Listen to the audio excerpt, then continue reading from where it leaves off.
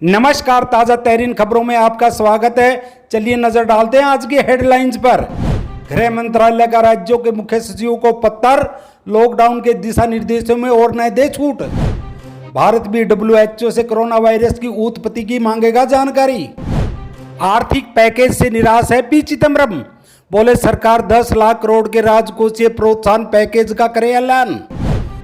कांग्रेस पर बरसे सीएम योगी, बोले औरैया में एक ट्रक राजस्थान से तो दूसरा ट्रक पंजाब से आया था, मजदूरों पर न करे ओछी राजनीति। उद्धव ठाकरे ने विधान परिषद सदस्य के रूप में ली शपथ, सीएम बने रहने को लेकर रास्ता साफ। छत्तीसगढ़ के पूर्व मुख्यमंत्री अजीत जोगी के ब्रेन में दिखा रक्त प्रवाह, डॉक्टर बोले अच्छे है संकेत। पिता के नाम पर अमित शाह ने लिखा उठ जाओ न पापा। चक्रवात अम्फान 12 घंटे में बन जाएगा सुपर चक्रवात, 185 किलोमीटर प्रति घंटे की रफ्तार से मचा सकता है तबाही। 3 साल के लिए फौज में भर्ती का नया proposal, tour of the duty, सेना में 2 रिटायर्ड जनरल से जानिए क्या है इस नई भर्ती प्रक्रिया के मायने। हरियाणा लॉकडाउन फेज 4 का पहला दिन, कंटेनमेंट जोन को छोड़कर बाकी जगह व्यापार शुरू हो सकता है। राज्य सरकार आज जारी कर सकती है नई गाइडलाइन। आम जनता के लिए तो भगवान के दरवाजे बंद है। भाजपा की मंत्री कमलेश ढांडा पहुंची तो मंदिर में पूजा अर्चना करवाई गई। पहली बड़ी खबर, गृह मंत्रालय का राज्यों के मुख्य सचिवों को पत्र, लॉकडाउन के दिशा निर्देशों में और न दे छूट।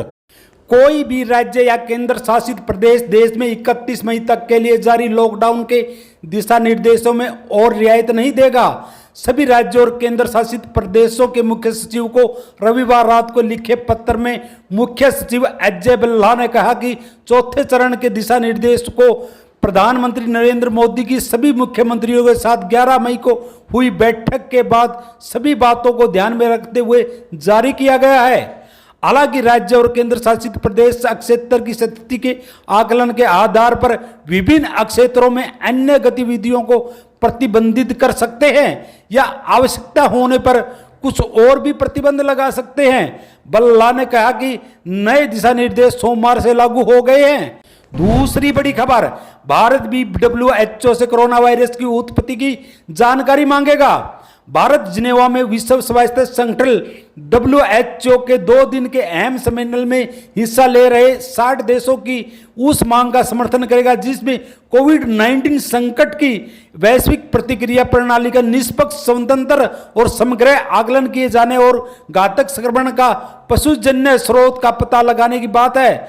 WHO की विश्व स्वास्थ्य सभा WHO की सोमवार से शुरू हो रही 2 दिवसीय 73वीं सभा वायरस की चीन के शहर वुहान में उत्पत्ति की जांच को लेकर अमेरिकी राष्ट्रपति डोनाल्ड ट्रंप द्वारा लगातार लगाए जा रहे दबाव की पृष्ठभूमि में हो रही है।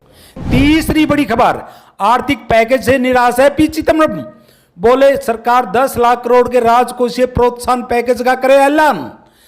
कांग्रेस के वरिष्ठ नेता पी चिदम्बरम ने सरकार की ओर से घोषित 20 लाख करोड़ रुपए के आर्थिक पैकेज पर निराशा जताते हुए कहा कि सरकार को इस पर पुनर्विचार करना चाहिए और 10 लाख करोड़ के राजकोषीय प्रोत्साहन पैकेज की घोषणा करनी चाहिए। पूर्व वित्त मंत्री ने दावा किया कि सरकार की ओर से घोषित पैकेज में सिर्फ 1,86,650 करोड़ रुपए की प्रोत्साहन राशि है, जो भारत की GDP का सिर्फ 0.91% है। उन्होंने वीडियो लिंक के माध्यम से संवाददाताओं से कहा, हमने वित्त मंत्री की ओर से घोषित पैकेज का पर ध्यान से विश्लेषण किया है। हमने अर्थशास्त्रियों से बात की है। हमारा यह अनुमान है कि इसमें सिर्फ 1,86,650 करोड़ रुपए का राजकोषीय प्रोत्साहन पैकेज है। चिदम्बरम के मुताबिक आर्थिक संकट की शेष राशि कई बजट का हिस्सा है और कई घोषणाएं कर्ज देने की व्यवस्था का हिस्सा है। कांग्रेस नेता ने कहा कि प्रधानमंत्री गरीब कल्याण योजना के तहत लोगों के खाते में 33,000 करोड़ रुपए भेजना, मुफ्त अनाज देने के लिए 60,000 करोड़ रुपए खर्च करना और चिकित्सा एवं स्वास्थ्य ढांचे में सुधार के लिए 15,000 करोड़ रुपए खर्च करना ऐसे कदम हैं जिन्हें सरकार के राजकोषीय प्रोत्साहन पैकेज की श्रेणी में रखा जा सकता है। चौथी बड़ी खबर, कांग्रेस पर बरसे सीएम योगी, बोले औरैया में एक ट्रक राजस्थान से तो दूसरा ट्रक पंजाब से आया था, मजदूरों पर न करे ओछी राजनीति। उत्तर प्रदेश के मुख्यमंत्री योगी आदित्यनाथ ने कांग्रेस पर प्रवासी श्रमिकों और कामगारों का मजाक बनाने का आरोप लगाते हुए कहा कि महामारी के इस समय में कांग्रेस के नेता ओछी राजनीति ना करे। योगी ने एक निजी समाचार चैनल से कहा कि औरैया उत्तर प्रदेश में जो दुर्भाग्यपूर्ण घटना घटित हुई है, कांग्रेस नेतृत्व को इस बात को समझना चाहिए कि उनमें से एक ट्रक राजस्थान तो दूसरा पंजाब से आया था और प्रवासी कामगारों एवं श्रमिकों को बिहार और झारखंड ले जाने के लिए उनसे भारी पैसे लिया गया था। मुख्यमंत्री ने कांग्रेस नेतृत्व पर निशाना साधते हुए कहा, तब क्या कर रहे थे ये लोग, यानी शोषण भी करोगे और फिर ईमानदारी का चेहरा भी दिखाएंगे। सो चूहे खाकर बिल्ली हज की ओर चलने ये कहावत आज कांग्रेस नेतृत्व की हो गई है। पांचवी बड़ी खबर, उद्धव ठाकरे ने विधान परिषद सदस्य के रूप में शपथ ली, सीएम बने रहने को लेकर रास्ता साफ। महाराष्ट्र के मुख्यमंत्री उद्धव ठाकरे को आज विधान परिषद के सदस्य के रूप में शपथ दिलाई गई है। इससे उन्होंने 28 मई के बाद भी राज्य के सीएम पद पर बने रहने की बाधा पार कर ली है। गौरतलब है कि उद्धव ठाकरे ने 28 नवंबर 2019 को मुंबई के सीएम पद की शपथ ली थी। सीएम पद पर संभालते हुए समय वे महाराष्ट्र के किसी भी सदन, विधान परिषद या विधानसभा के सदस्य नहीं थे। ऐसे में उन्हें सीएम पद पर बने रहने के लिए 6 माह के अंदर इनमें से किसी भी सदन का सदस्य बनना जरूरी था। महाराष्ट्र सहित पूरे देश में कोरोना वायरस की महामारी के चलते उच्च सदन विधान परिषद के चुनाव को लेकर काफी समय तक अनिश्चितता की स्थिति बनी रही। छठी बड़ी खबर, छत्तीसगढ़ के पूर्व मुख्यमंत्री अजीत जोगी के ब्रेन में दिखा रक्त प्रवाह, डॉक्टर बोले अच्छा है संकेत। पिता के नाम पर अमित जोगी ने लिखा, उठ जाओ ने पापा। छत्तीसगढ़ के पहले मुख्यमंत्री अजीत जोगी 9 दिन बाद भी खतरे से बाहर नहीं आ सके। हालांकि डोपलर स्कैन के जरिए उनके ब्रेन में खून का प्रवाह देखा गया। डॉक्टर इसे अच्छा संकेत मान रहे हैं। इसके बाद पूर्व मुख्यमंत्री के स्वास्थ्य को लेकर उम्मीद दिखाई दी। हालांकि डॉक्टर इसे लेकर अब भी किसी निष्कर्ष पर नहीं पहुंचे हैं। उनकी स्थिति अभी भी गंभीर बनी हुई है। उन्हें स्वस्थ करने के लिए हर संभव प्रयास किया जा रहा है। पूर्व मुख्यमंत्री अजीत जोगी को लेकर मंगलवार सुबह मेडिकल बुलेटिन जारी किया गया। अस्पताल के निदेशक डॉक्टर सुनील खेमका की ओर से बताया गया कि अजीत जोगी के मस्तिष्क में डोपलर स्कैन के जरिए खून का प्रवाह देखा गया है। ये अच्छा संकेत है, लेकिन अभी इससे किसी निष्कर्ष पर नहीं पहुंचा जा सकता। उनके बाकी अंग भी हालत पहले जैसी ही है, वेंटिलेटर से सांस दी जा रही है। सातवीं बड़ी खबर, चक्रवात अम्फान 12 घंटे में बन जाएगा सुपर चक्रवात, 185 किलोमीटर प्रति घंटे की रफ्तार से मचा सकता है तबाही। चक्रवात तूफान अम्फान विकराल रूप ले सकता है। दिल्ली मौसम विभाग के डायरेक्टर जनरल मृत्युंजय महापात्र ने कहा कि अम्फान 12 घंटे में एक सुपर चक्रवात में बदलेगा। ये अभी उत्तर पूर्व में गति करेगा। 20 तारीख की दोपहर या शाम को ये दिया हाथिया द्वीपों को बीच से पार करेगा।